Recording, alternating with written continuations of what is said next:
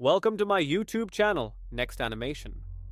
कहानी का नाम सत्य की अनसुनी आहट। गांव के एक कोने में एक बूढ़ी हवेली थी। कहते हैं वहां एक रहस्यमय खजाना छिपा था, लेकिन कोई उस तक नहीं पहुंच पाया था। एक दिन गांव के होशियार लड़के रोहित ने ठान लिया कि वह इस रहस्य को सुलझाएगा। संध्या का समय था। रोहित ने अपनी जेब में एक फटी पुरानी नक्शे की प्रति डाली और हवेली की ओर चल पड़ा।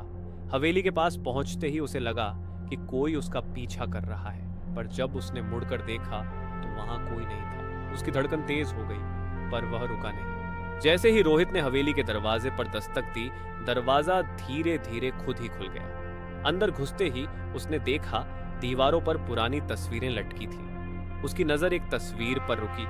उसमें एक आदमी था जिसकी आंखें सीधे उसकी तरफ देख रही थी। उसे लगा जैसे वे आंखें उसके अंदर कुछ देख रही हों। रोहित ने खुद को शांत किया और आगे बढ़ा। अचानक एक खड़खड़ाने की आवाज आई। कौन है? उसने चौंकते हुए पूछा। जवाब में केवल सन्नाटा था। वह आवाज की दिशा में बढ़ा, तभी उसे फर्श पर कुछ चमकता हुआ दिखा। वह झुका और देखा कि वहां एक पुरानी चाबी पड़ी थी। उसने चाबी उठाई और सोचा, क्या यह उसी खजाने की चाबी है? वह बेसब्री से हवेली के नीचे बने तहखाने की ओर बढ़ा। जैसे ही उसने चाबी से ताले को घुमाया, ताला खुल गया। दरवाजा धीरे धीरे खड़खड़ाता हुआ खुला और अंदर घोर अंधेरा था। अचानक पीछे से किसी ने उसकी कंधे पर हाथ रखा। रोहित चौंक कर पीछे मुड़ा।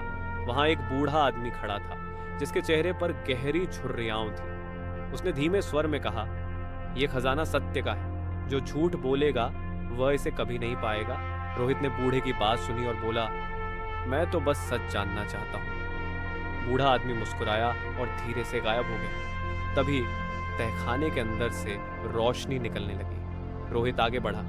अंदर एक चमचमाता हुआ दर्पण था। उस दर्पण में उसकी ही तस्वीर दिख रही थी। रोहित समझ गया, सच्चा खजाना उसकी खुद की सच्चाई थी। नैतिक सच्चाई से बड़ा कोई खजाना नहीं।